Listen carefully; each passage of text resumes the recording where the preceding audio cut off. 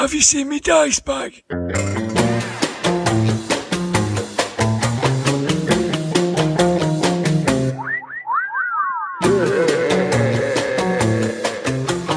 Grognard Files. Hello, my name is Dirk the Dice, and this is the Grognard Files podcast, where we talk bobbins about tabletop RPGs from back in the day and today. I'm coming from my den here in the heart of the northwest of England. We're currently feeling the effects from Storm Corrie. Last time it was Barra. Now it's Corrie. It's almost like extreme weather has become more frequent. I'm completely and utterly surrounded by my stuff. Frankly, it's getting ridiculous. I've actually considered building a dividing wall in the den, made of books. Wouldn't that be cosy, I thought? Somewhere to retreat from the storms and the slings and arrows of daily life. Walls of books with little windows and fairy lights illuminating the inside.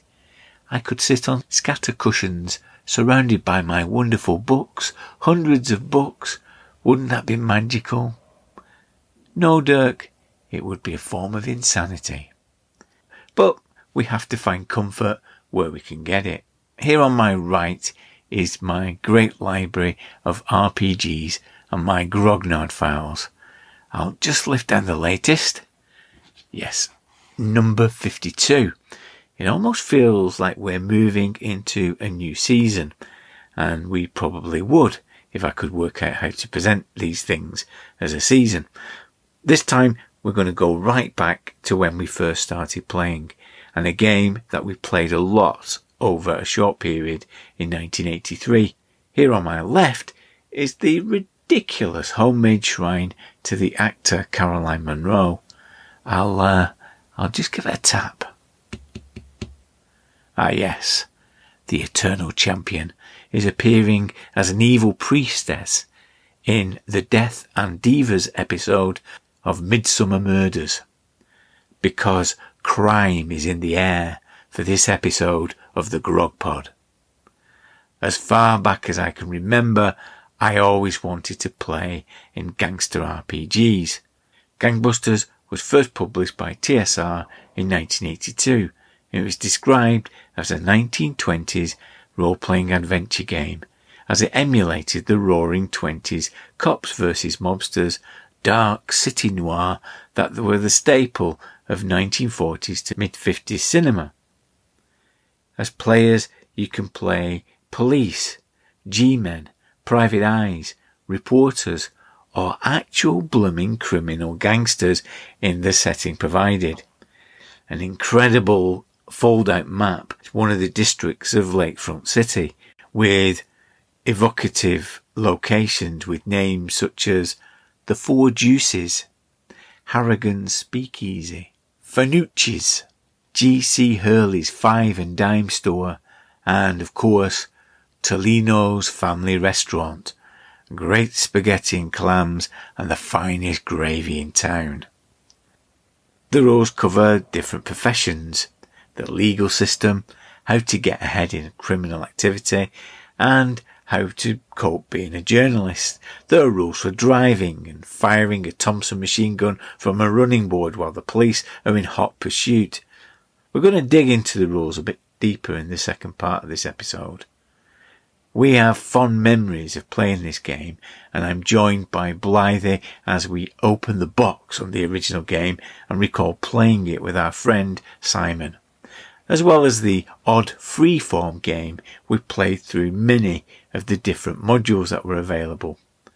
The original game was designed by Mark Akers with Keith Krebs and Tom Moldvay, and was well supported with some terrific modules, extremely detailed with multitudinous NPCs and complex plots. Each module fleshed out the setting of LakeFront City, details that are only implied in the actual rulebook. And the first module, Trouble Brewing, is incorporated into the next edition, which brought everything together into a single book. This had the third edition on the cover, even though it was a second, which we'll go on to explain. Trouble Brewing is an excellent module as it details all the different factions within the city. It's a brilliant setting that really comes to life in play. There's been a more recent retro clone edition produced by Mark Hunt, and we're delighted to speak to him in the room of role-playing rambling. He's a wonderful advocate for the game, and I'm sure that he'll inspire you with his enthusiasm.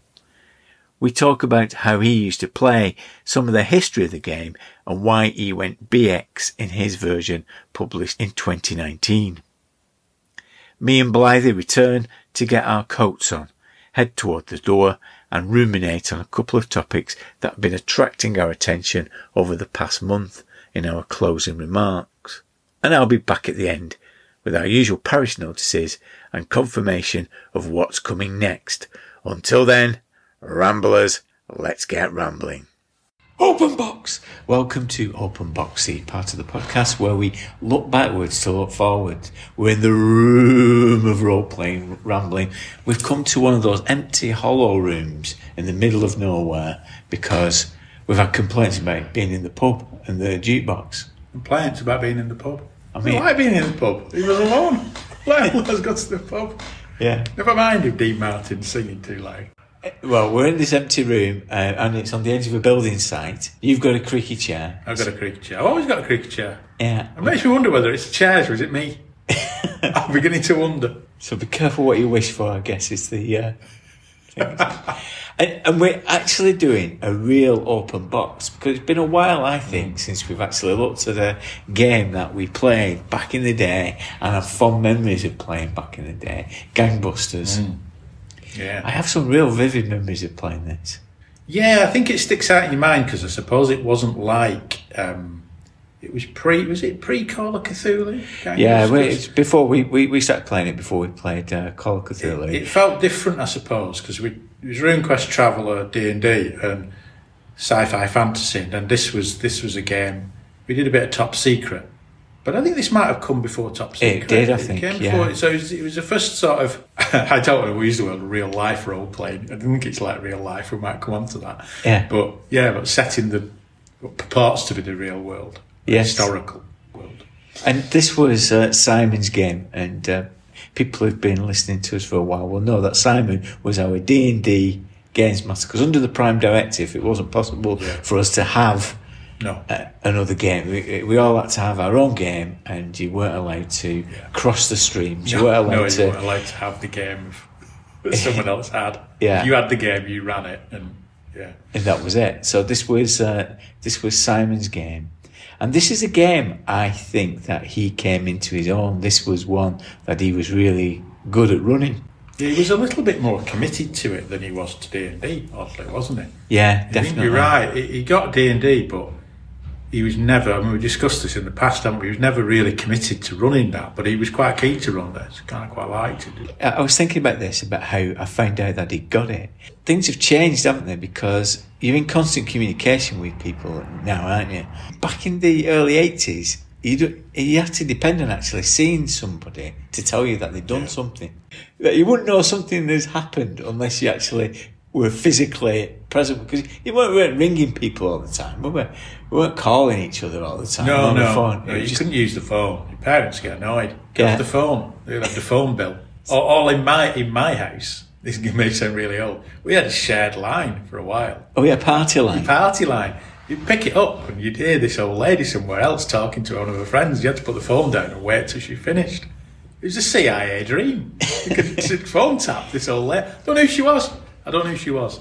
But she that's what we used to. I think, to be fair, by the time this game came along in the 80s, I think that stopped. But in the late 70s, we did have the party line. The party line.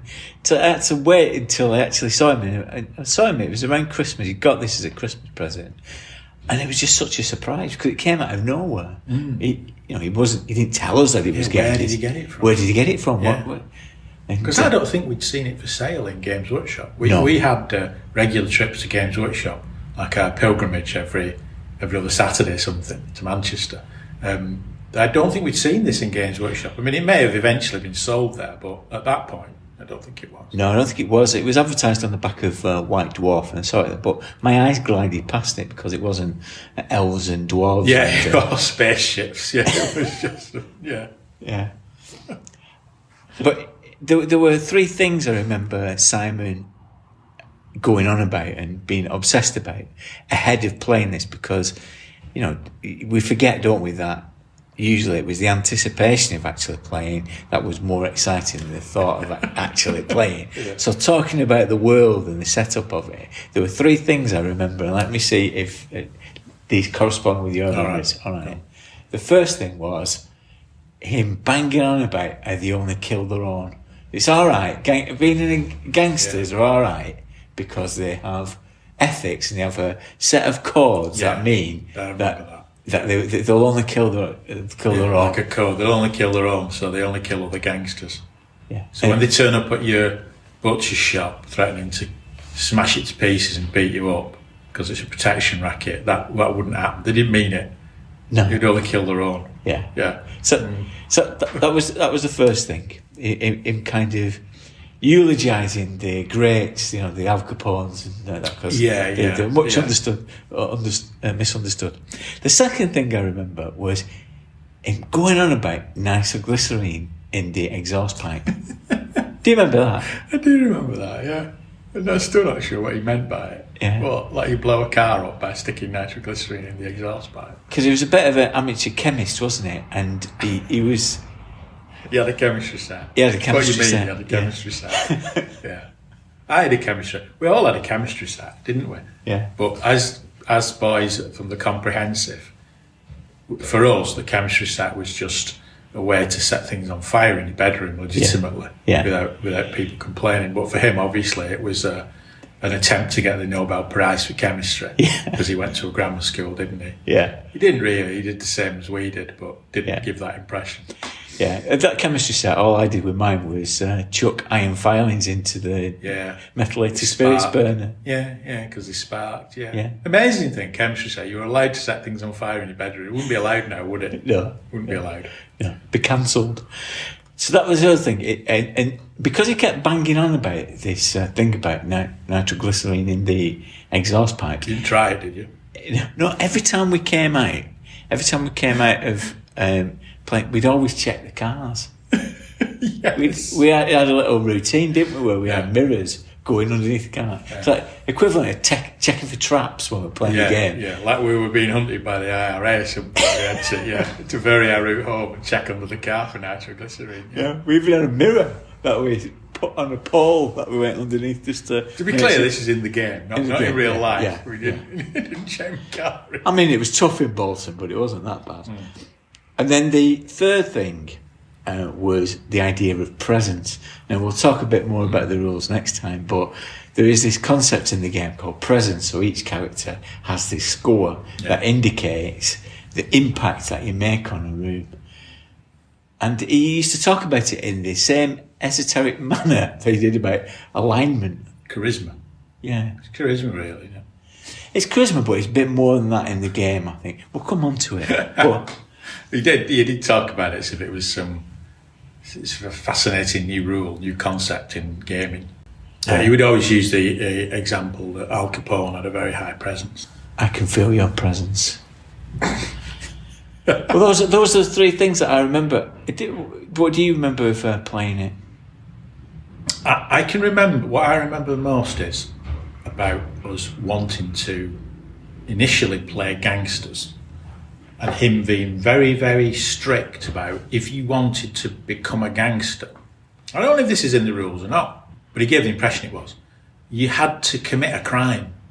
So you had to go out and commit a crime, otherwise you couldn't start to get yourself into a gang. You wouldn't let us start as gang. I think we said, we'll be mobsters then.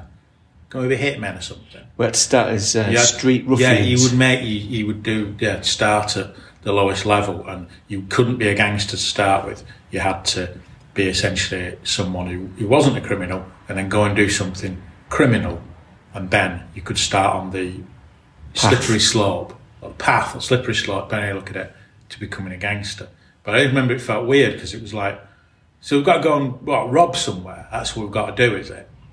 Like it's some rite of passage. I don't know if is that in the rules? There is about levels. About levelling. So, I suppose. And again, we'll probably go into that a little bit more when we look at the rules. But there is this idea that you move through the ranks, and it's similar to D&D. Each stage has a different name, like hoodlum or a name for your level. Yeah. But that's what I remember, and I remember trying to get my head around how a coin roll is a weapon. Coin roll is a weapon. What on earth does it mean? How do you use it? Well, we did develop that, didn't we? Whether it was on the outside of the knuckle or in the knuckle, because of course we couldn't look it up on the internet. No. That was it. I could never work out whether it was like a roll of coins you put in your fist to make your fist harder, or you wrapped it round your fist like a knuckle duster. You wrapped it round. But I always remember thinking, is this the best you can do? It's mobsters. I mean, you went to it. I think what came across was there was a reluctance on his part to let us start out as traditional mobsters. So what I wanted and what you wanted was a Tommy gun in a violin case, and to get into some proper car chases and shoot people and do all the kind of classic, stereotypical movie mobster type things. But you basically had to rob a liquor store, and the best you had was a coin roll in your hand. And I always remember thinking, come on. Yeah. Can we not just get into...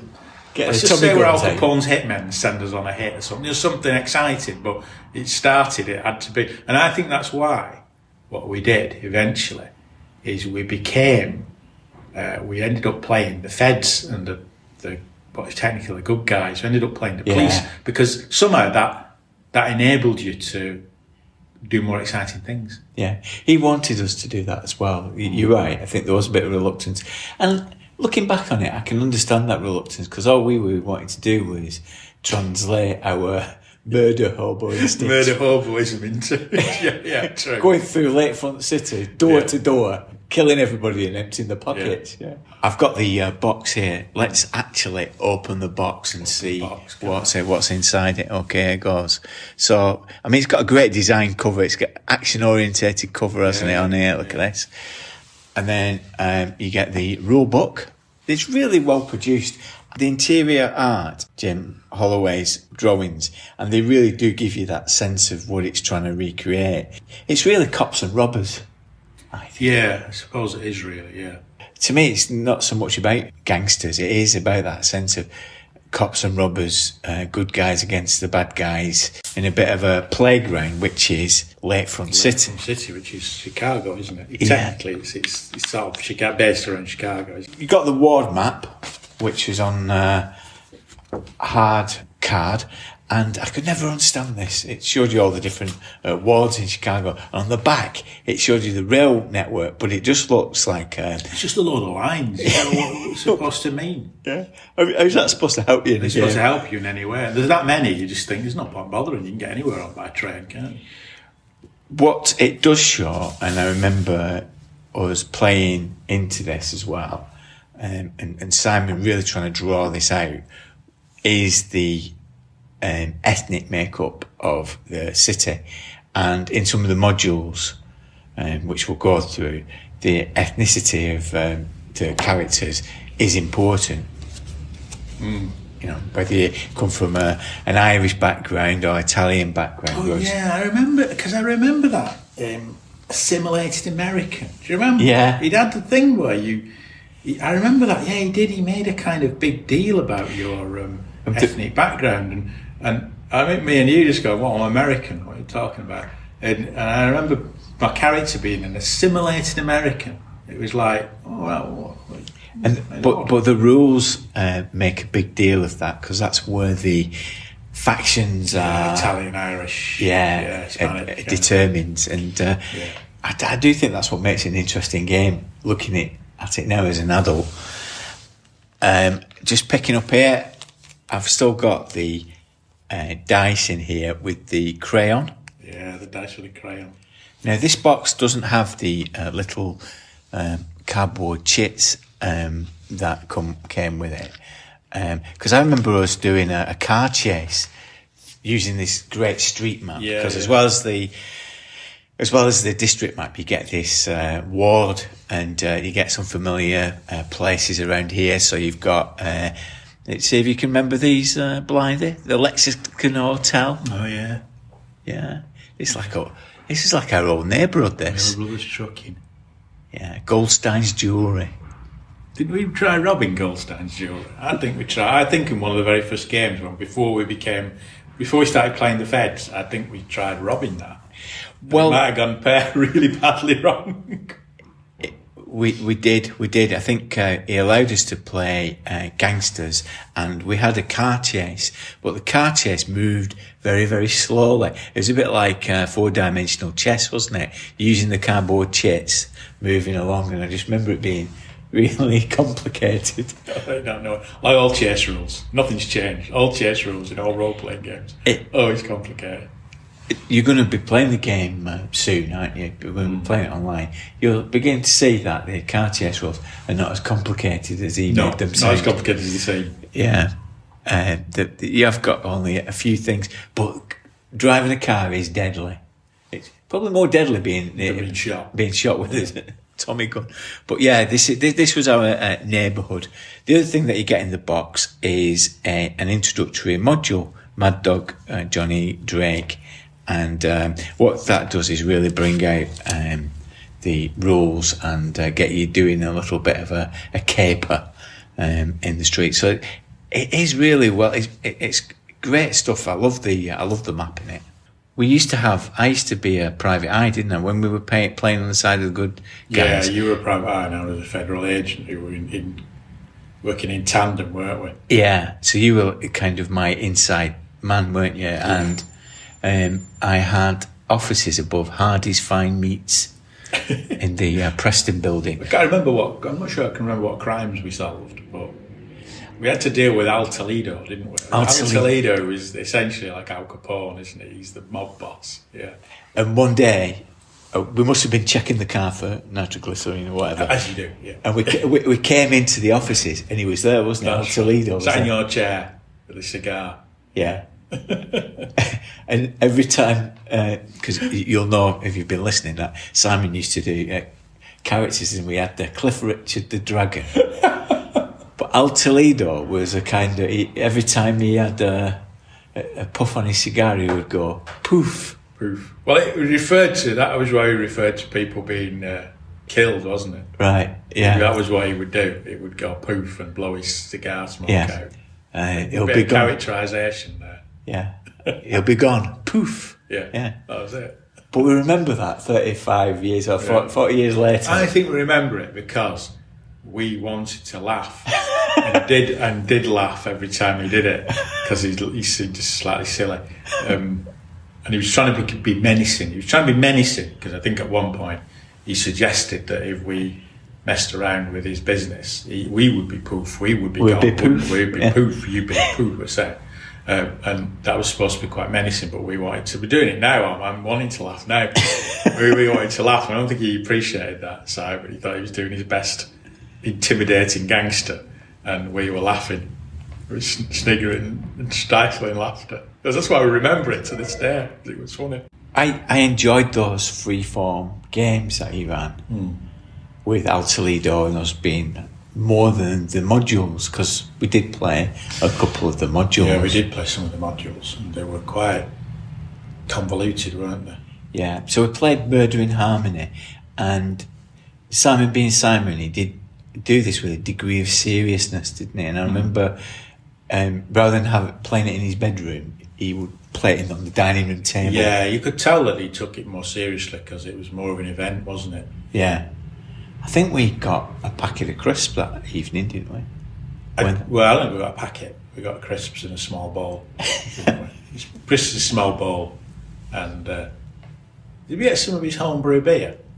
I'm not. I don't know whether young for that. I think that came later. It come later, the homebrew beer. That we're 14 on homebrew beer. Probably stronger than anything you can buy in the shops now. Yeah, for all we knew. No wonder those games descended into chaos.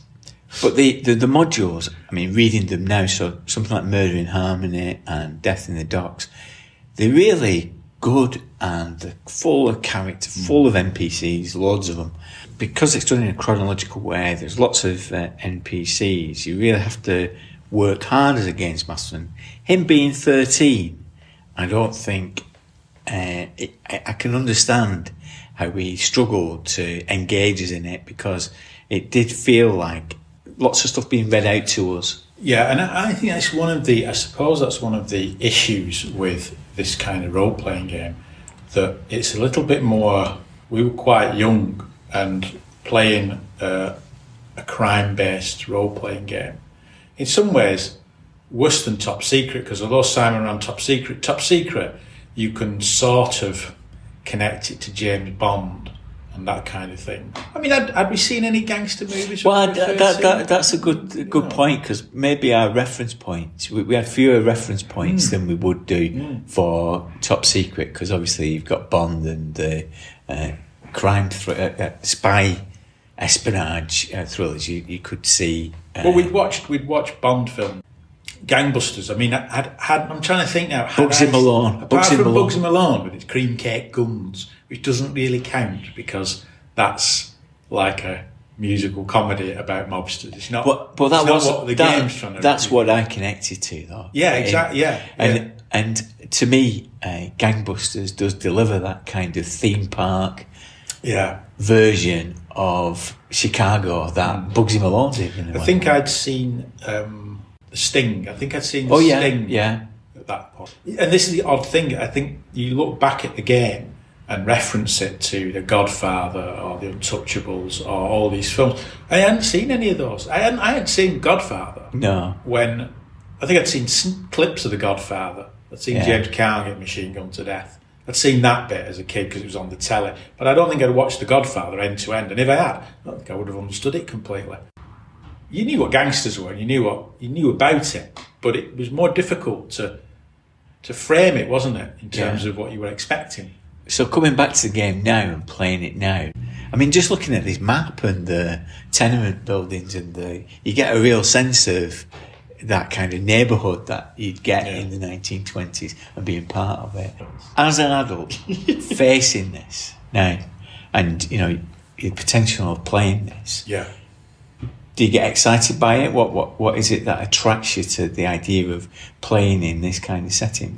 Crime is a strange thing in role-playing, isn't it? Because it's often a very common feature of it. But I suppose there's differences in terms of being in a criminal gang in RuneQuest or D&D and being in a criminal gang in a world that did exist. We do it very realistically. It's quite unpleasant, isn't it, crime? Yeah. Going back to Simon's comment that they only kill their own. Well, they don't, do they? No. If you were playing mobsters in the 1920s, you would kill other people, wouldn't you? You'd be quite nasty people, wouldn't you? Yeah. And how do you translate that into role playing? And personally, I'm not a big fan of the police procedural type game. Is that really gangsters about an individual's ascent to power and then holding on to power? Yeah. And that's not what GangBusters is about replicating or emulating. It's about having a playground of cops and robbers. Is it not about that though? Because like you say, you've got the levels and everything, haven't you? Yeah, it doesn't do that though. Does it not really do the idea that you go up there, so you like D&D, you 10th level gangster, you've got your own hideout with all your cronies. I suppose it tries to do that on like a surface level, but it's not really that. And I think we talked about this when we talked about Traveller, didn't we? That the idea that Traveller was nostalgic for the 50s. So Mark Miller's understanding of science fiction was about the 50s rather than when it came out. I think it's similar for this. I think for Mark Akers and the team who put this together, they were nostalgic for the Untouchables TV series or those kind of serializations of cops and robbers Dragnet, that we weren't really exposed to that, were we? That's what I mean. We were in this strange, I think, police TV shows when we were kids were things like The Professionals or The Sweeney, weren't that? But a lot of role-playing games are always looking at something through the lens of something else, almost, aren't they? Yeah. That's what you realise. But I don't think we realised that at the time, and that's maybe why, whilst we enjoyed playing GangBusters, we might have struggled with it. There was that slight disconnect, I think. But coming back to it now, though, I do think there is a challenge with a game like GangBusters in just setting the tone. Well, do you? Oh, Do it by the book or not? Yeah. You know. And that was some of the fun came out of the session that I ran of Death on the Docks.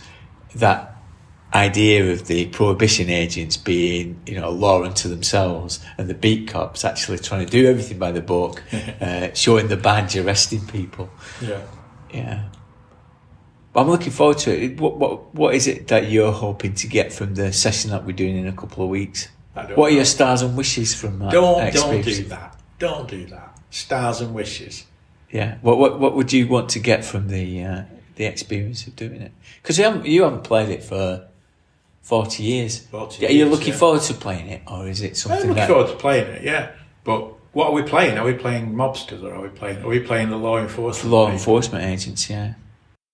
Well, then you don't look particularly excited by the prospect. I don't know what I'm expecting from it. I don't know.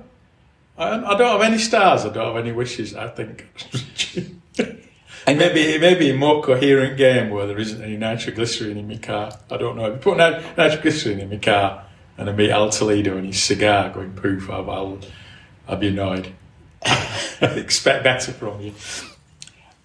I guess that's what I think. If I get that sense from you, and I get that sense from me that if it was a different, you don't respond like that to every game I pitch. No, I don't know what to expect from it, because I don't quite know what to make of that, like the kind of gangster crime role playing game. And maybe I'm not. You're a massive fan of gangster films, aren't you? And I'm less of a fan of gangster films, so maybe that might have something to do with it. I don't think GangBusters is necessarily a game about gangsters. Even though it says it's GangBusters on the GangBusters. It really is about cops and robbers. It's about being a cop. Being a cop, or just that kind of chase that in an urban environment. That's what it's all about. It doesn't necessarily emulate all the things from that kind of genre. And I do think it's a tricky one. And I've said this before, haven't I, that an individual's pursuit of power, pursuit of status, and removing everything in the way. So role-playing games don't really do that, do they? It's more about a group dynamic, and that's what GangBusters tries to bring out. It brings out the idea of a group rather than that individual gangster as a player trying to cut through the ranks, get hold of power and retain power. And I think that's what is interesting for me. I'm not particularly interested in crime. I'm more interested in that study of what it says about the human condition in a capitalist society. Acquiring power in a ruthless manner, only to realise that once you've acquired it, and you're on everyone's list as the person who needs to be deposed. Yeah, and the heat's coming from all sides. But certainly, I would say, GangBusters doesn't do that. It's not. If you want, you could do that in a role-playing game, but it'd have to be a very specific style of role-playing game, wouldn't it? Where other players could do you in and that kind of thing. Yeah, and it has to reflect that heat, I think. And as I've said before, I'm not seeing a game that actually emulates that or gives you that kind of experience. There might be one out there, but I've not found it yet that satisfactorily delivers what I like about a good gangster drama. I suppose it's whether that would be a good role-playing experience. Exactly, yeah. As a player, I'm not sure as a player, but as a player, would I want that? Where you feel like you can't trust the other players. It's a bit paranoia if you want that. Yeah.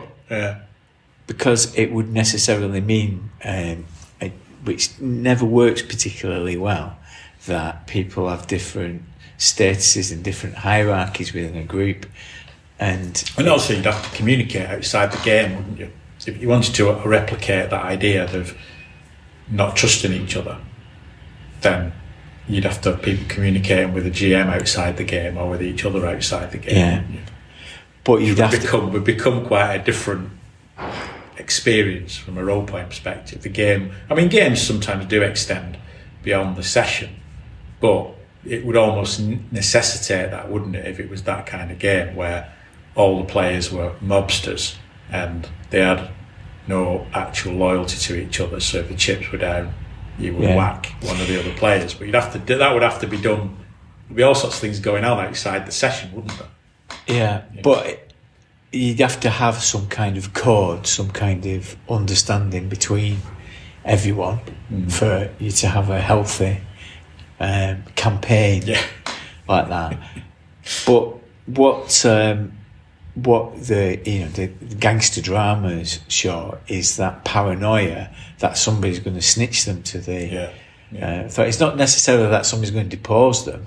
It is, who's the rat in the camp, and that paranoia of who's listening. It's that thing in Sopranos that I love, that every time he greets everyone, here he is, and he gives them a big hug. It's not because he's checking for wires. He's checking for wires. It's not a show of affection. It's a demonstration of his paranoia. Yeah. I mean, he played one shots. I suppose there are some games that do similar things. Alien does it with the agendas, doesn't it? Where you can be pitted against each other with your agendas, but sustaining that over a campaign. It's whether you. Yeah, because even in Alien, the agendas thing is very much there's that cinematic mode of play where you have an agenda, but it's short-lived because it's quite an action-packed, short-lived scenario, isn't it? Yeah. Plus, Paranoia is the same. You have agendas against each other, but is Paranoia a campaign-type game? Yeah, no. Maybe, But the other thing that you have when you are a boss or an underboss is status and some sense of security, because you've got power and income and wealth around you, and so you can buy off people and that kind of thing. Again, it'd be an interesting experience to try and create that.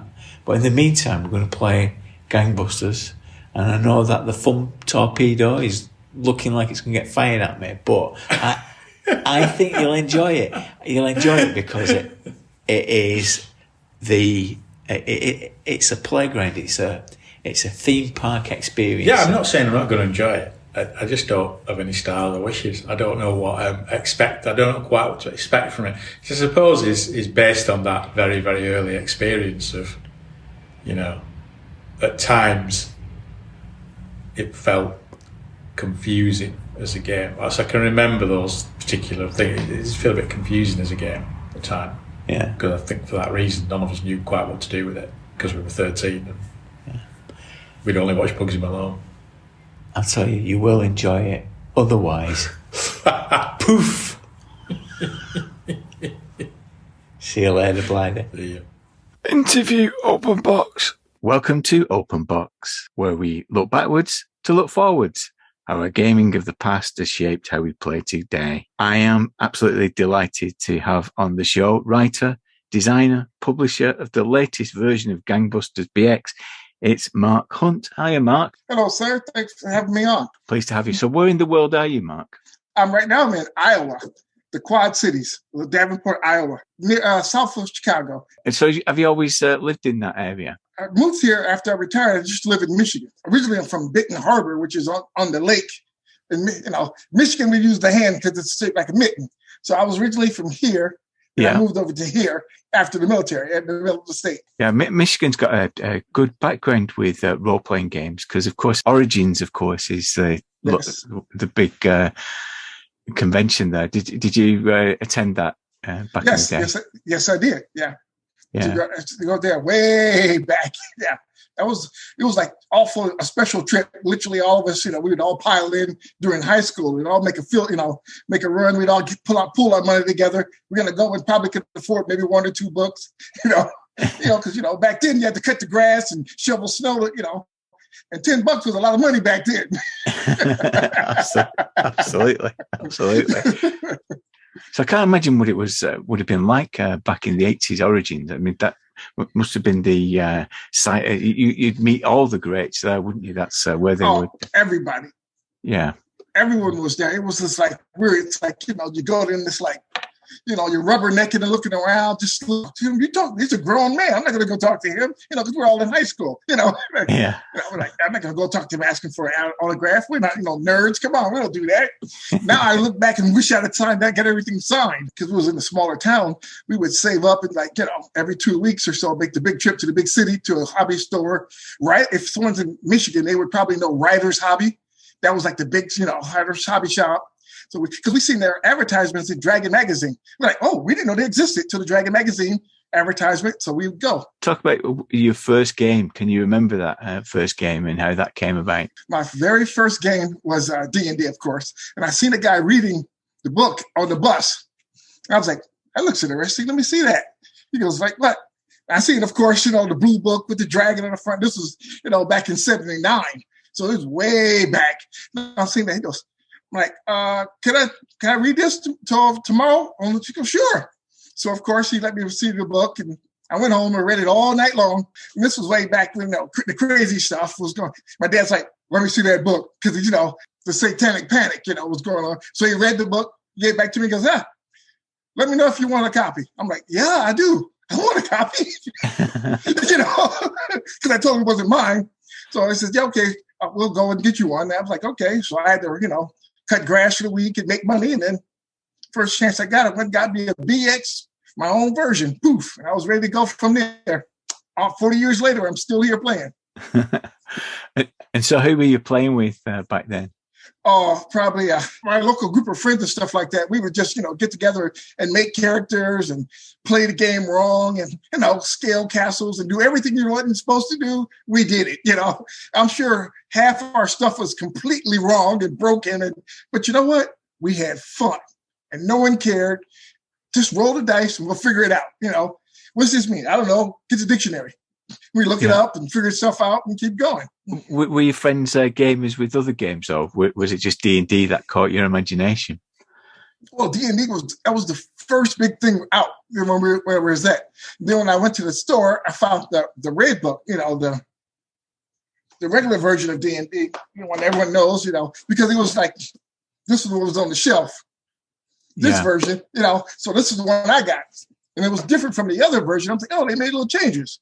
So that's the one we got. A couple guys got that. And probably by the summertime, we went back. And then they had Call of Cthulhu. Someone picked up Call of Cthulhu. Someone else would pick up, I think they got Powers and Perils later on. Someone else had Heroes. We got Champions. Then we played Champions. Then we had, Marvel Superhero. As we would go to the store back and forth, we'd all take turns buying a different game. This is your game. This next time, you buy a game. Next time, you buy a game. So it was always something new. And we'd always find whatever was all right, we'd all get together. Which one do we going to buy? We'll all pull the money. We'll get this. This one belongs to you. Next one. We're going to get this one. This one belongs to you. We all take turns. Yeah, we had a similar thing. So if you were a GM, that was your game and nobody else had that game. So you owned it in the group. Yeah. To avoid people reading things. Yes. That was 100% it right there. My turn. I seen GangBusters. I was like, ooh, this looks cool. So I grabbed that. Because, I knew all about the stuff. So they're like, oh yeah, this is you 100% you. So I got it, read it, and boom, off and running. So what was it about GangBusters that appealed to you then? Well, I knew about the 30s and pulp and stuff like that. So I knew all that era stuff. So I said, and the gangsters and Elliot Ness. I knew about Elliot Ness and all those stuff like that. So I was like, okay, this is simple. This is easy. Because fantasy was okay, but I do more off fantasy stuff. I like Westerns and, gangster shows and science fiction. And, we played D&D. It was great, but I'd rather play this.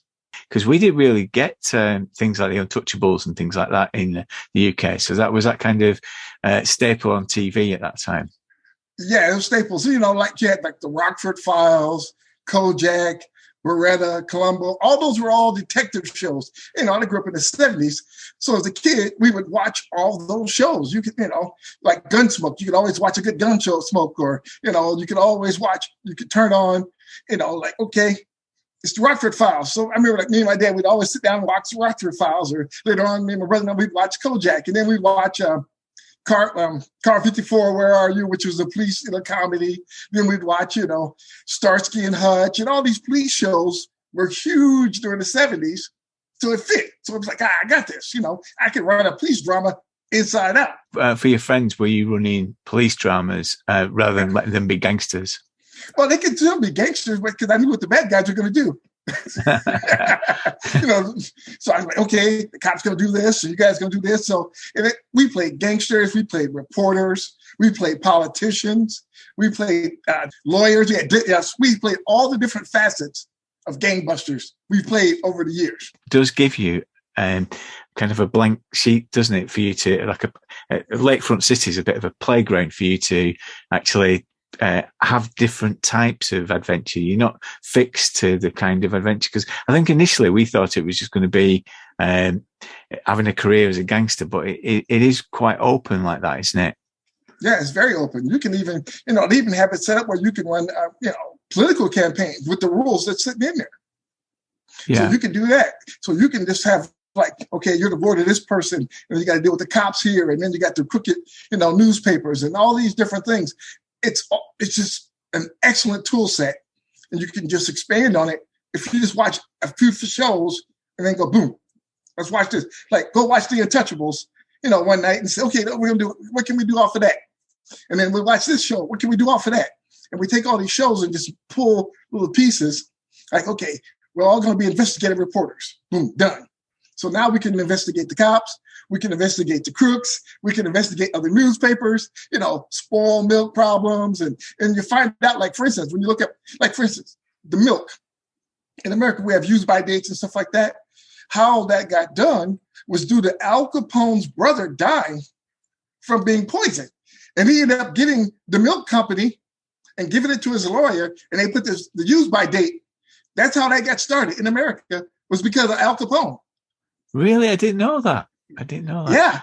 It's a lot of stuff like that. Just little small things that spun off of this era that just so permeates society now that you wouldn't think about it. If it wasn't for some of these crooks, it would never happen. And the term gangster is an American expression, isn't it? That and it was particularly applied to political corruption. I think that's where it originates from. Yes. Well, see, for instance, if you was going to do an English version, I would, you could do Teddy Boys. You could have a gang of Teddy Boys out there, and they could all, or you got they could be you got your crooked barrister and what he's got his hands in, and you could just twist all these things and make it fit. You got your lawyers over here. What are they doing? And you could, okay, I'm gonna take some of this, take some of that.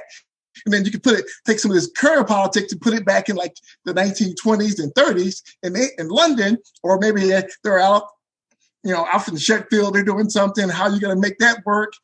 It's so wide open. Just because it says America, you could take it, put it in Berlin, and what was happening in Berlin during that time, or what was happening in Spain in the 30s. And what was going on there with fighting the fascists and smuggling across borders, you can use those same rules to cover that. In Paris, between the wars, you can cover that using those same rules. So it's not like you just have to be gangsters. You can spin it. I think what's attractive about it, though, is the neighbourhood it presents, isn't it? That original box. And because the thing that's ingrained in my memory is that neighbourhood and the map. That's the number of adventures we just had on those blocks. It really conjures up a lot of latent memories. I mean, is that where most of your adventures were set, on that map? Oh, yeah, right there in that map. A lot of them right there at the map. And then, of course, I had my own town, which is Rock Junction, which is 30 miles away. It's like where Gary, Indiana is at compared to Chicago, because LakeFront City is Chicago. So I made a fictional city, and we would run between the two so they could go cause trouble in one town and go hide out in the other one, and we go back to the neighborhood and such as, Joe's Bar and Grill and the Red Rooster Tavern. And, we could go to Eddie's Pool Hall, and everyone knew if you go there, who's Eddie's. Okay, I need to talk to Big Eddie. All right. Well, I know he's at the Red. So you could tell them, and everyone in the campaign knew what you were talking about. And that was so cool that you had the neighborhood feel to your game. Some of those locations as well. And, when I hear Lexington Hotel, I'm there, That's the best thing about it, And that's what when they did from the first edition to the third edition, because there's no second edition of GangBusters. It was a misprint. There's no second edition. So it goes from first to third. If you look on there. So if you look in there, they took Trouble Brewing was the name of the module, and they took it and they baked it into the book. Because before, the original GangBusters didn't have the setting. It was just generic rules. Ah, right, okay. And then they take it and they added it to it. And it says the special campaign module, Trouble Brewing, now it's included all in one book. Now they made it into one book in the third edition. So now you had the setting baked into it. Similar to the way Traveler originally didn't have the Traveler universe. It was just Traveler. Then by the time 1981 came around, they added all their stuff into it. The second printing, they added all the Traveler rules into the book set. Coming back to it, Mark, the thing that strikes me about it is the quality of the production, for one thing, and the quality of the modules. Yeah, well, they had to figure out a way to make a open city and put enough stuff in there, which was really, really hard. It was completely different from anything that they had done it to that point. They never had no big open city with all these locations. And then each one of these different locations had someone and had something of how they were connected. So they had to figure that out, in which they did an excellent job. It was really well put together. Then they had the big map of the city. And they had did that, which broke down and all the different stuff, which was perfect. Because you think about it, D&D and stuff at the time didn't have all that. None of them. There was no big city map with all the locations. So this was like the first big, toehold into, okay, we got to make a big city. We can make, all these connections, and then we can put a campaign that runs through the whole thing. And that's what they did. Do you remember playing those? So, we have a particular fond memories of Murder in Harmony. Murder in Harmony. Yeah, that's a good one. Yeah. Death for the Docks. I had all, that was a good one there too. It was just, we played all of those and wound those into different stories. Sometimes we would take one campaign while we were doing another campaign and play the two together. So we'd stretch it out. So while we're investigating this part, this stuff would be going on. And then we'd have to go back to stop to do this. So it wasn't like it was a single issue. The town continued to flow. Time continued to go. So if you didn't do something while this was going on, the mayor was doing this stuff was going on in the background. So you'd have to investigate over here and try to solve this case while keeping this eye on what was still happening. The police raid was still happening. The raids were going on. So you'd have to juggle all this. And that's what made the campaign really, really live, because people knew the world was alive. It wasn't like, they exist in a vacuum. We did this one thing, then we moved to one thing else. No, it's like we did this thing, this connected to this. And if we didn't stop to deal with the other stuff, things would happen. And that's what made the game come alive for a lot of people. Yeah. My goodness, I don't know how I'd cope with that, because I found trying to keep up to date with all the things that are happening in Murder in Harmony hard enough on its own. I don't know how I'd cope if Death in the Docks was taking place at the same time. What I did, I had a big old calendar, and I would keep track of dates and times on the calendar. And people could tell me up to a week ahead of time different stuff. Like, for instance, if you wanted to play a foot patrolman, what you were doing this week and where you're at during this time. And during this time, I had 30 people playing. 30 people? 30 people playing. I had 5 different groups, okay. And we were doing different stuff. Like this group was doing the cops. This group was reporters. This group. So I was keeping track of what everyone was going on during these different times. So then I would invite different groups. Your group needs to come, tomorrow, this time, this group comes in this tomorrow, and they'd be on one side of the table would be cops, other side being a robber. Well, you told me you were robbing the bank at this time. That's what you're doing. And these cops have to be on patrol in that area. So now what you want to do, the cops would be trying to stop them. And people loved it. They had, because they knew the game was alive. It wasn't like just, us against an NPC. Sometimes you might find out that the person you roughed up might be such and such's cousin. Now he's looking for you, Wow, so it was fantastic. Like, fantastic. Everyone was like, we never seen that before in the game, Like, yep. It was just huge, huge fun. And that campaign lasted for 2 years with 30 different people. We played during the summer. During the summertime, we really had fun because we could pull all-nighters. When we were a kid, you could pull all-nighters, play all night long. Nowadays, it'd be hard for us, to get that many people. I'd be lucky to get good 5 or 6 nowadays because everyone's life is so busy. But back then, back in the 80s, you could just play, have fun. One of the other things that strikes me about it, Mark, is how important the modules make of the ethnicity in the town as well, in the city, and how those different factions interact with each other and the roles that they play. From your understanding of what life was like in Chicago at that time, is that pretty authentic? That's authentic to all America at that time. All across the board. It was like, all right, the Italians are moving in, then the Germans are upset, then then you got the Spaniards upset with these guys coming in, and all these different people are looking at, all right, they only speak German in this part up in Duluth, Minnesota. Well, okay, we need them to make deals with the people down here. So we had to have an in-between and all this different stuff, and that came into play when the character would say, all right, this character is supposed to be an Italian guy. All right, well, this character is a French guy. And this one, and how they went to different neighborhoods affected the outcome.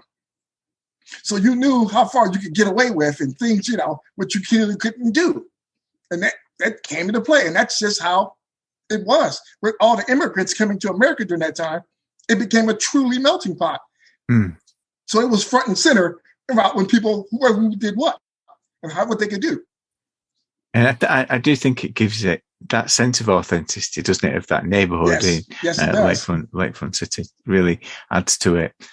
That's great that you had such a massive campaign with so many people involved. Oh, it was so much fun. So much fun. But it was just interesting and stuff like that. They have so many people do it that make the game so alive. And that's what happens when you get a good group and everyone's buying into a game, it works. This one with anything. You got to have someone that wants to play that type of game. And do you know anything of the history of the game and how it came about? And the authors, were they on the payroll at TSR or were they freelancers? They were at first. Initially, the game was submitted under. It was called the Bloody 20s. All right, and it used a D20, and it used a completely different mechanic instead of percentage dice. It used a D20 chart. Back then, they were big into having a one-page chart and do stuff like that. And I have some of the original rules of how to present it. I have some of the original forms and stuff like that because I talked to the guy who originally created it and stuff like that. I got some information, how that worked out.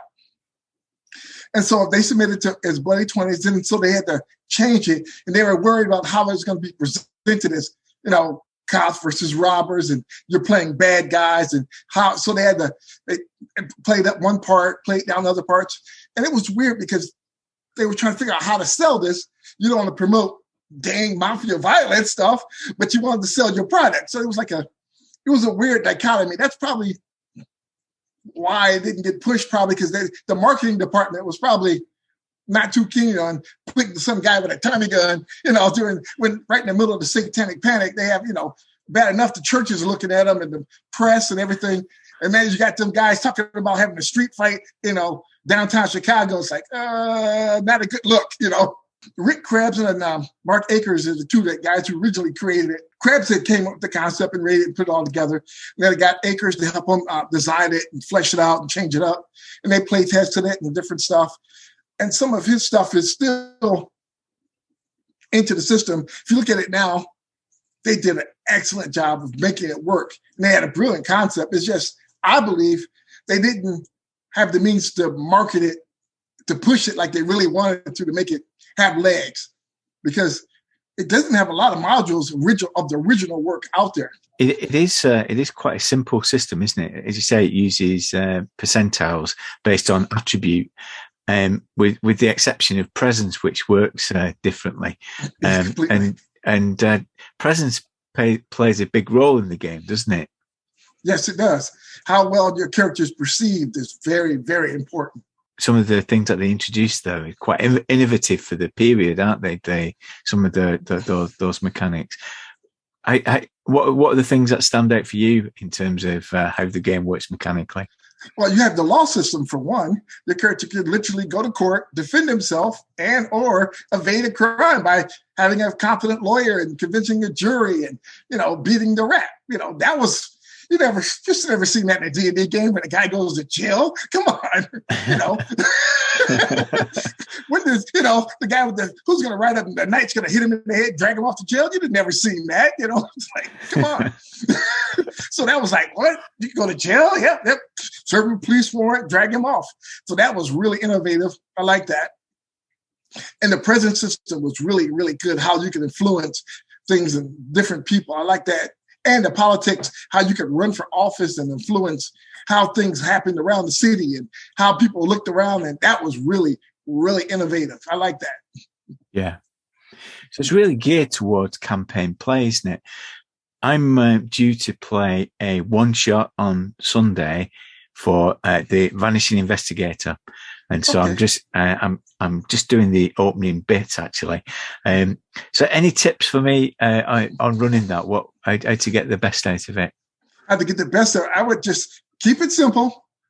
Describe stuff. Get the tone.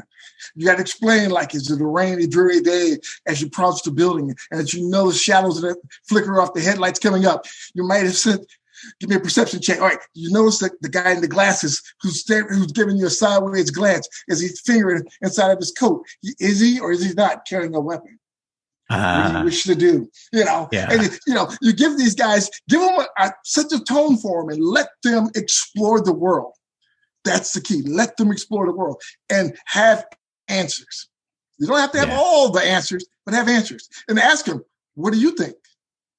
What would you like to check next? You lost for clues? Have you thought about talking or what about this guy? Remember this guy you seen down there? Oh, yeah, we did see Bill down there. Well, maybe we should go talk to him. What do you think you ought to do? Sometimes you have to prod your players, and there's nothing wrong with that. Yeah. Give them clues and then let them explore the world. Well, that's a really good tip, that actually, because with this scenario, this setup, it's where a witness is a mob member who's been flipped. He's turning up to court, but of course, does he get to court? And right. That's the scene we're going to play out. So that's good actually, to perhaps have them doing a recce beforehand. Find out what's going on, who's on the street, and maybe you might find out that maybe a relative, they might be able to camp out the night before. If they look around, you never know. You never know what they might come up with, and go for it sometimes. Like, you know what? Sure, let's try it out. Remember, they have luck. Maybe guy's lucky. Yeah, your second cousin happens to live there. Maybe he knows something about what's going on. Yeah. You never know. Let them have some leash. This is let them have a leash. It's an old pulp movie. Things happen. Yeah. When in doubt, kick the door open and have some guy come in with a machine gun. Yeah. When you get stuff, what's going on? Like, oh, what happened there? I don't know. He's dead now. Too bad we can't question him. Just let people have fun. Let's talk about your version of GangBusters, because you've actually got the license, haven't you, to yes, to bring out your version, and you've done it as BX. So just talk through some of the decisions around that and how that came about. When I was talking to Rick Krabs, the guy who wrote it, and how I reverted back to him and stuff, I was talking about, maybe, he was tired, he was old, and just was done with, he was done with making games. He didn't need to do that no more. Mm-hmm. So so I was talking about, man, I really love this game. This was back when Google Plus was still going on. Right. The old thing. And so I was, talking back and forth with him about how I really liked the game and different stuff. And so I wrote an adventure. Boom. I wrote an adventure and I showed it to him. He was like, oh, this is pretty good. I like this. It was using the original system. I was like, I would like to make some more stuff. So yeah, go ahead. So I made a few more things. Then I was like, man, I would like to, redo the game. And he's like, well, I don't want to put out the game again. And he was happy the way it was at, he felt it was great. So he says, but I'd be open to a retro clone of some sort or different stuff like that. I'm like, he goes, yeah, I think you got a good shot at doing it. You go ahead. Oh, brilliant. So I made, so I did it. And then first thing, so I put out some stuff for Drive-Thru RPG.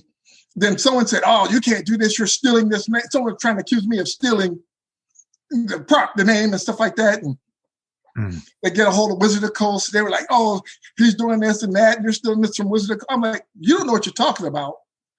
And first of all, you're wrong. So after I went through this rigmarole and convinced all these people that you're wrong, you don't know what you're talking about. If you want to know something, maybe you should have talked to me first before you ran and tried to interfere with my business, So we got that straightened out. And so I said, okay, stop. I'm going to stop for a minute because I don't want to have to keep going through these hoops. So I stopped, went to the U.S. government, got my trademarks and got all my stuff, paperwork done. I waited till everything got done. Then I continued on. So I originally was making stuff for the original game system. Mm-hmm. So I made a few books that you can still use for the original system. Then I made character cards that you can use. If you've seen some of it, if you're looking at the actual character cards, you can literally play all those characters as is, right off the box. Pull them out, boom, ready to go, ready to go. So there's character cards you can use, and there's books and adventures to expand on the original game mechanics. So I said, okay, well, I want to put out, someone keep asking me to put out the book. I kept getting asked, because you had the only way you could play it was find the old game. This has been 30 years, so good luck finding it. If you could find it, yet half of it was missing or not all there. So I said, you know what? I'm going to do a retro clone. I'm going to make it. And people were like, well, do D&D. I was like, I could do D&D. I like BX. Mm-hmm. That's the game I grew up with. So I looked and said, how can I take those mechanics to have it simulate GangBusters? So I had to look hard. Like, for instance, D&D is armor class. Well, in my version, I took the concept of presence and turned it into armor class. How you dress and how you carry yourself gives you your armor class. Because if you think about gangster pictures, they always had suits on, was always sharp, and those are the guys who always survived. So I was like, well, that's how I'm gonna do it. The better you look, the harder it is for them to take you out because your presence. Oh man, that's Billy. Oh, I don't know if I should shoot him because he's the boss man. So I transfer it because armor is not necessarily just how well you can take damage. It's your whole aura and presence and combat. And so I turned all that from, all right, you look wearing, you got your little top hat on, your cane and your little stuff. So poof, armor class 7 or 2 or different stuff. You got your little pinstripe suit on, you're ready to go, and you got armor class 5. And so your work club, you're a scrub, armor class 7. You're just a working man, so you're liable to get bumped off because you're just a nobody. If you carried yourself like a nobody, you get shot off like a nobody. So I said that's how it, that simulated the genre. So I put that into place. Brilliant. So I was looking at like okay, I figured okay. How do we get information out of people? Because that was really a big part of the game. So I looked at the influence table and I turned it into my roughing out table. You can take it and rough a guy up. Tell me what I want, Freddie. So you roll the dice and boom, you confirm. Oh, instead of turning him from evil, like turn away ghost, I turned that to roughing someone up and whether or not he'd talk. So I took that and put that into place. And I took similar stuff like that, different, how you can hide in shadows and all those different things like that were useful in this same game. So I took all the elements I could and then I created different systems that work, like the law system. I converted that over. So you can still go to jail, you can still be arrested, you can still defend. All the stuff you could do in the original, you can now do in the BX version. And that's what I tried to make. Then, okay, since we had the BX version, now you can add monsters if you wanted. Necessarily, it doesn't have to be a real monster. It could be a guy dressed as a werewolf, but you can use the stats as a werewolf until someone knows better. Treat him as a real werewolf, like I thought of like Frankenstein, Abbott Costello meets Frankenstein. You can run that kind of game. You can run all these different stuff like Bulldog Drummond. Boom, you can run that. You could have all these gangsters using the BX rules and monsters and counters and stuff. You had 40 years of stuff that you can now convert. Like the Sinister Salt Marsh, that module from D&D, where it's a Scooby-Doo adventure, Let's have the guys go and exploring in there. Instead of monsters, now they're people just wearing masks, or gangsters. You just change it a little bit and you're ready to go. I think what you do really well in this version, Mark, is a couple of things. First thing is it very clearly sets out the type of campaign you can run, and that's obviously come from your experience of running those campaigns. So you do that really well. And the other thing is the character progression, because it only in the original rules it only kind of plays a bit of. It just touches on that, doesn't it? On the different levels that you can raise and how a gangster can start small and build up. But you put a lot of focus on that, don't you? Yes, I did. I tried to make it clear that not just gangsters, but reporters or different stuff. You can do different things and how you want to play your character. And that was like, you try to set the establish up front. What's the game's going to be about? And if you get an understanding up front, then you can see how everyone's going to progress through the game. And it's clear what steps you need to be to get there. And I think it just works better for everybody. It's just an add-on which the game needed. Yeah, and you've got some good tips on how to run businesses in here, and examples of a hustle and that kind of thing. Yeah, examples in the hustle. I put it in there because a lot of people, how are you going to simulate, running a cookie shoe shine store, running a chop shop? Well, instead of having rules for all the different stuff, make it pretty generic, and then twist little things so you can have your lieutenants run stuff and have stuff making the background. So it just, because that's part of the game, but it's not a bookkeeping. You don't want to be like, I need 45 crates of this and make 16 ounces of it. No one wants to do all the bookkeeping. Just keep it simple. Keep it simple and keep it flowing. And as long as you have a way to track it, the game will work. And you've mentioned that you brought out supporting material for the game. Have you got plans to bring out more? What's on the horizon? Yes, I'm going to probably do an expert book with more details, more stuff. I got more cities and more adventures coming. Yeah, it's just been, everything's just been, the last year or so has been, yeah, it is what it is. Yeah. It's been sideways. Everything went sideways for a while. So, after this stuff clears up, probably, hopefully, in a couple of months, I got a book I'm working on, a section of adventures that I'm going to start. I'm going to try to do 3 a year, every quarter, come up with something. Unless something goes wrong, I'm also might be looking soon to get more people to submit stuff for the game. I'd like to do an additional 2 or 3 books from other people, which I've done. Had some few people make some stuff for me. If you look on Drive Through RPG, I have a lot. I've put out more stuff than the original TSR has for the game. Think about that. And if people are listening to the podcast and they want a starting point, where would you say they should start with? I mean, obviously the rules, but what's worth investigating and as a starting point? Probably Welcome to Rock Junction is an excellent one, and then Joe's Diner. Joe's Diner probably might be even better. Joe's Diner sets up like the proverbial we all meet at the tavern. Instead of a tavern, it's Joe's Diner.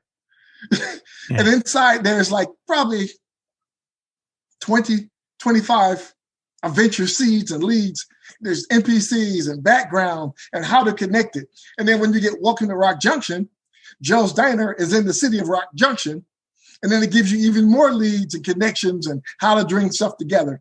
Then you got like a day at the race, you got the dog tracks and all the different stuff. And each one of the different adventures that I've had builds upon itself.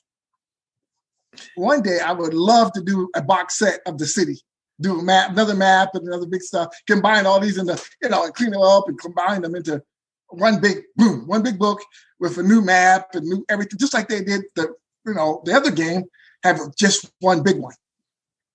That would be great. Joe's Diner was recommended to me by Pookie, who said that's a great one to start with. Yeah. It is the best. I think that was like the second book I did. No, it was the first one. It was the first one I did after that was the first big one I did, because it was like originally it was like 6-7 pages, and then I expanded onto it like 17, and I showed them. They're like, "Oh yeah, this is Joe's Diner gives you every single thing you need.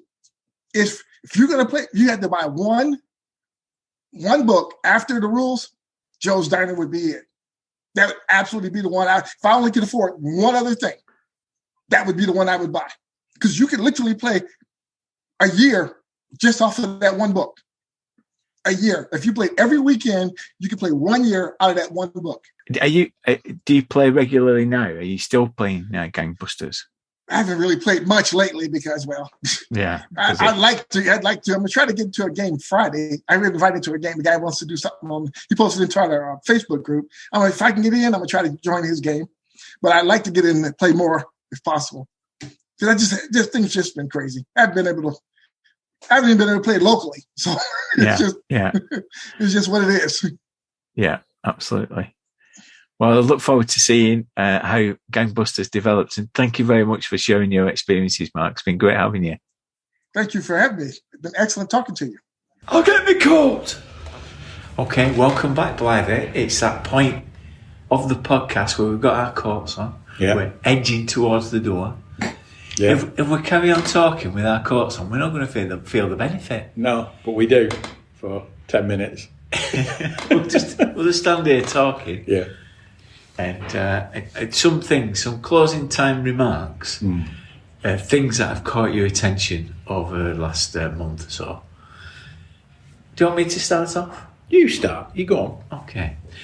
I'm gonna raise something I've observed, and I don't know whether it's a hunch or whether it's I can't verify it with evidence. I can't provide evidence. I haven't got the statistics to back this up. Is your evidence purely anecdotal? Anecdotal. That's the phrase. Anecdotal evidence. Anecdotal evidence. I get this feeling that for some people who come along with a ride with us, so revisited some of the old stuff, gone up to the loft and started reading it and playing it, and that somehow people are going back onto a hiatus. That somehow there's, I don't know, a bit of a shift in energy towards RPGs amongst our kind of constituency, if you like.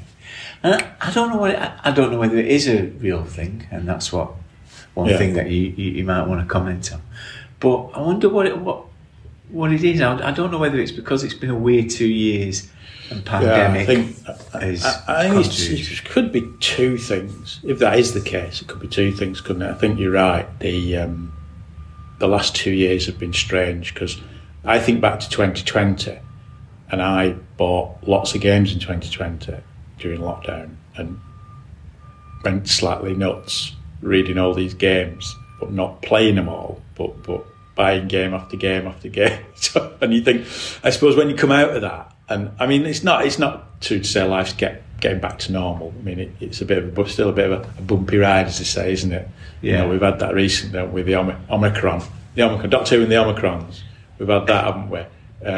Which sort of, it's still continuing. But I suppose maybe life getting back to normal and people doing other things, as maybe sitting at home in lockdown not last year, but the year before. Yeah. Maybe that people sank very deeply into role-playing games and clambering out of that hole. So could it be a bit of overindulgence? Could be, couldn't it? Yeah. Because I think the other thing, though, and a wider thing, and this is why we stopped playing, isn't it? Our last game before Deep Freeze was 92, famously the general election of 92, Call of Cthulhu, and then we picked it up again in the mid-noughties. But it's a very absorbing hobby, isn't it? Yeah. One of the beauties of role-playing games is, people talk about lonely fun, it's a very absorbing hobby, isn't it? Yeah. You can get into it, and particularly if you run games, you can sit at home planning scenarios, reading campaigns, planning stuff. It's very absorbing. It occupies your thoughts, doesn't it, as well? Yeah, it occupies your thoughts. I'm in a like, shower and... I'm driving to work and I'm thinking about that convention game that I'm running in a couple of months and thinking, I need to sort that. There's a bit of a plot twist there I need to look at, and what kind of monsters I should play. And that's a brilliant part of the hobby, that you can play role-playing games when you're not playing them. Yeah. But I suppose the downside is it can become very, very absorbing. Yeah. And it's very tight, can be very time consuming. Yeah. And all it takes is for life to shift, or you get busy, or for games maybe to disappoint you. Yeah. You know, we've all done that, haven't we? We've all planned a game and run it. And whilst it might not have been a bad one, it might have been a bit more disappointing. The planning was more fun than the execution of it. Yeah. And that can leave you, and that did happen in the late 80s and early 90s. I remember that happened to us. We spent a lot of time planning games and being immersed in it. And then when we played the games, they didn't quite live up to our expectations. And that can be part of it as well, I think, sometimes for people. Because it's not only a question of time, because people do say, oh, well, you know, time squeeze or families getting in the way, real life's getting in the way. It's a question of energy as well, isn't it? Because it does require a degree of energy. And I do think one of the other outcomes of the pandemic is that we've been playing a lot online. And, you know, what I realised at the end of last year playing those convention games again is that is energising, isn't it? And there is a bit of monotony. I don't know. I don't get me wrong. I don't feel the sense of it, but myself personally. But I can feel like a shift in the tides of energy. Maybe we're entering a new period of. I might be wrong. I do these long range forecasts and usually wrong. But it can happen. It can happen to people. I mean, people talk about it. So they talk about it as burnout, don't they? But it's not so much burnout. It's something more than that, isn't it? It's more, I don't know, maybe a combination of coming out of COVID and lockdown and other things starting to happen. You know. Yeah. Is it one of those things where it's very different? It's an all or nothing thing, maybe. You know, your commitment to role playing. Once you get into it as a kind of totally all-consuming, I think it is. Time. It might be less the case if you just play. Maybe if you just turn up and play, that's less of an issue, because you can just turn up and sit down and go, right, okay, where are we up to in this game? You know. Even if it's a long-running campaign, you just have to turn up, don't you, and enjoy yourself. It's the games mastering and the running of games that's the all-consuming thing. But then most people do a bit of both, don't they? So most people do run games or want to run games, and I suppose that does become all-consuming, doesn't it? Yes, yeah. No, it's just something I've observed, and it'd be interesting to track to see whether it does manifest itself in different ways. Yeah. Well, the thing that caught my eye, and I suppose it sort of ties into this in a way, I was reading recently. As you know, I'm having my second marriage to Traveller, my Richard Burton-esque second marriage to Traveller. Yeah. Reacquainting yourself. Reacquainting, rediscovering the things that you loved about each other. Absolutely, things that irritated you, but you're willing to have a look. But they're endearing now, aren't they? Yeah. They're endearing. The fact it only uses D6s is endearing now, you know. Yeah. But I was reading the Pirates of Drinax. Yeah. So this is this big campaign. Big campaign. There's a few people tweeted about this and have played it, and it is really it's really tempting to run it. It's really good. It's a really good campaign. The bits I've read of it, it's a slightly, I suppose it has a more space opera-esque feel to it, actually. It reminded me a bit of Blake 7. You know, it has that kind of, you know, you're there in the court of King Oleb, the pirate king on this planet, this floating city.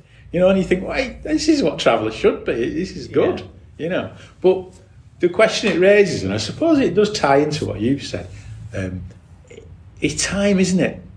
Where to fit it in. It's when to fit in, because it's a big campaign. You're looking at, I would say, a year if you're lucky, longer if you really play it properly, you know. And if you were playing every 2 weeks, once a month doesn't. Well, I don't think once a month quite do it justice. It might be after every other week. Well, we're finding that with Children of Fear, aren't we? We're doing that monthly, and I'm enjoying it, but it does lose its momentum. A monthly game, you need more regular sessions, don't you? Particularly if it's an ongoing campaign. I mean, monthly. If it's episodic, it's not so bad, is it? But when it's all interconnected, you know. But the Pirates of Drinax is really, really appealing, and does look really, really good. but it's just time, innit? It's when do I fit this in? Well, I've noticed around that RuneQuest is in the air.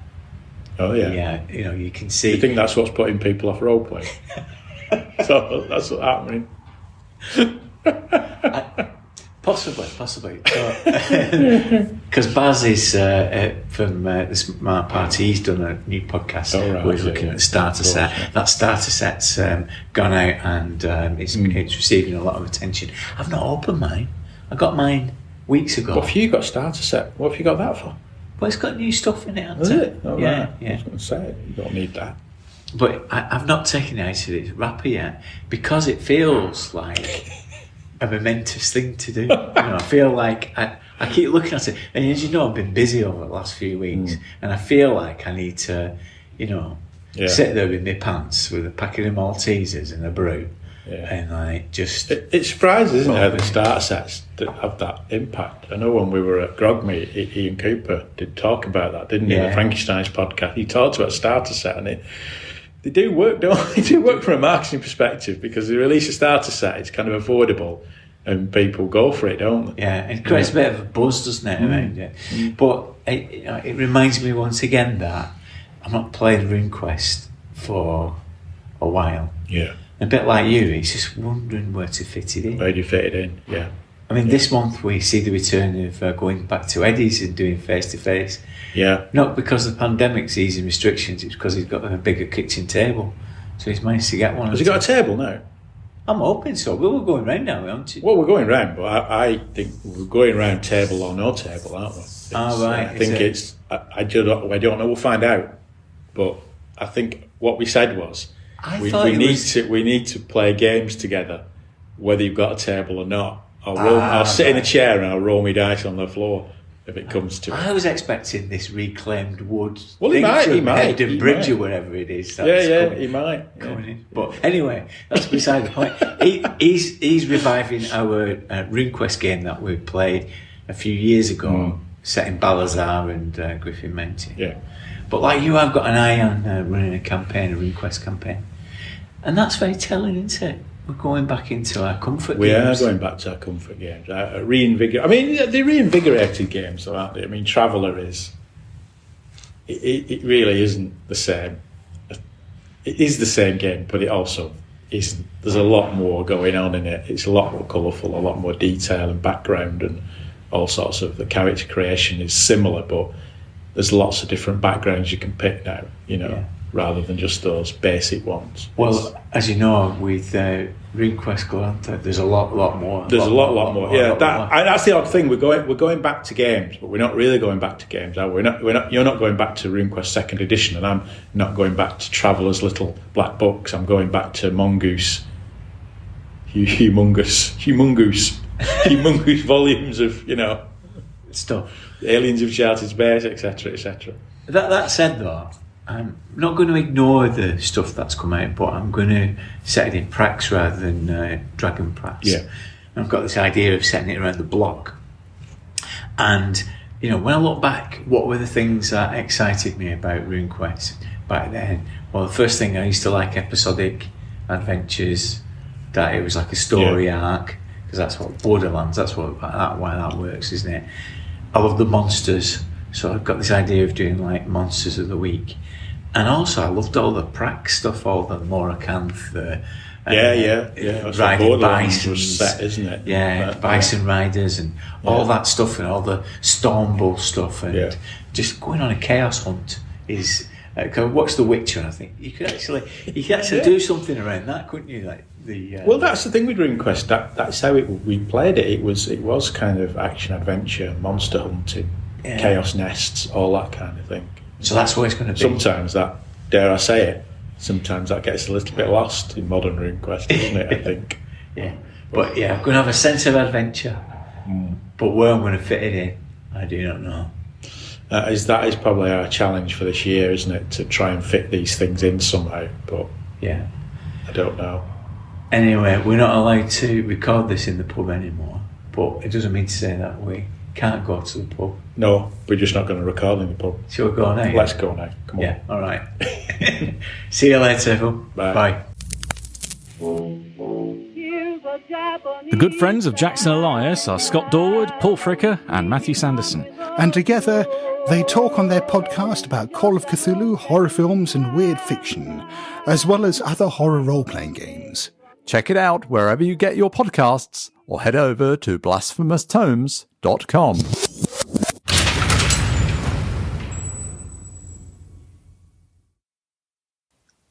I've really enjoyed returning to GangBusters for this episode, as it's restored my feelings of warm nostalgia for the game, and it restored some of the feelings I had of playing it in the 80s, what I would want to get out of the experience of playing it now. It's that kind of nostalgic energy that inspired me to do this podcast in the first place. I have another game planned for the weekend with the Good Friends convention, hosted by the listeners of the Good Friends of Jackson Elias. Blythy's running Vason there too. Head over to the Discord channel if you're interested in taking part in that over the weekend of the 18th of February 2022. I'll also remind you that I appeared on the Good Friends of Jackson Elias to discuss gangsters in Call of Cthulhu, and during that wide-ranging discussion we cover some of the ethical challenges in playing criminals in your games. It was also followed by another episode where we talked about Tashiki Miki's Gozu, which was one of my most entertaining guest appearances ever. Sure, I've appeared in other great podcasts. You can see the list on the GrogPod page over at thegrognardfiles.com. But this one was special, as it's not often that you get to talk about a bonkers Yakuza, horror, urban fantasy, dreamscape, art, comedy film. Don't miss it.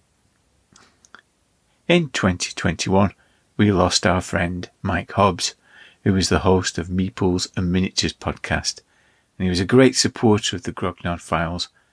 Mike was generous, funny, and a serious gamer who we missed terribly. At Grogmeet, we launched a Just Giving campaign to raise money as a memorial for Mike, and we'll be using these funds to pass on his love of gaming to others, specifically young people, to inspire them to play games. We raised over £2,000, which is a testament to Mike and his friends on the Grog Squad and the wargaming community in the UK. But we need your help to identify groups who could benefit from new games. They need to be a school or a youth community group who are already established or about to be formed. We're working with Joe and Chris, our friends at bonamygames.uk, to create packages to send to groups. And Wayne Peters has designed a logo in memory of Mike the Welsh Wizard, and the games will all be badged with this logo. Thanks, Wayne. If you know of a group that will benefit, perhaps you're a teacher that runs a group at break time, or a youth leader in your community, or your children attend a gaming group, then please let me know at dirtthedice@gmail.com. It's open to anywhere in the UK, especially Wales. Thanks for listening to this podcast. If you're a Patreon, make sure you have your RSS plugged in. I don't even know what that means, because I recorded an actual play of the GangBusters at the One Shot Club, so I'll be making it available shortly. We have a Patreon campaign where you can throw coins into the tip jar to support this podcast and keep it going. There's been some comings and goings over the past couple of months. Thanks to anyone who's contributed over the years. It's really appreciated. It keeps us motivated and funds reinvestment into the podcast to create more content, as well as supporting the other side projects. These are the latest to join the honorary Armchair Adventurers. At the armchair level, Ed Willems and Scott Butler. Thank you. Anyone who tips above the Sofa So Good level gets a special gift that I roll at random from a table of the game under discussion. This time I've turned to the back of the GangBusters rules and found the statistics for real life gangsters. This time it's not gifts, it's a rogues gallery of villains to present before you for judgment. Okay, so first up is Justin Horrell. He was the editor of Drew and Kroll, if you remember episode 14, when we were talking about fanzines. Brookside RPG, What I Wrote, appeared in that magazine, and he sent me some scans of my correspondence from back then. Good grief. Keep your eyes on the blog for more details. So his avatar is Dot Barker. Skill Auto Theft 58. Okay, next is James McMillan. Bugsy Siegel. Did you take the money, Bugsy? Alexander Kelly. Joseph Yellow Kid Wheel. Master Conman. And UK Gamers Podcast. Pretty Boy Floyd. It's just another bank job. Jesse Charette. Arnold Rothstein, the big-time gambler and grifter. Next it's John Wood. Oh, he's hit big with Scarface Capone. And next, Paul Clammer is Charlie Luck Luciano. Thanks to you all. Now, there are a couple of people who have gone for the high back chair, and I'm going to call these the Untouchables. So we've got Steve, he's got Marty Lahat. And last but not least, Mark Kitchen, Elliot Ness. Never stop fighting until the fighting's done. Thank you very much. That's it. The end of another Grog Pod. In the second part, Judge Blythy will be delving into the GangBusters rules, and we'll be watching the 1987 film The Untouchables in the Groggle Box. Also next time, we begin a brand new segment, Appendix G, with a guest from the Grog Squad. I'll tease you with the details for now. But Vaughan Allen will be bouncing over the bonnet of his Capri. And until then, I hate this job. Adios, amigos.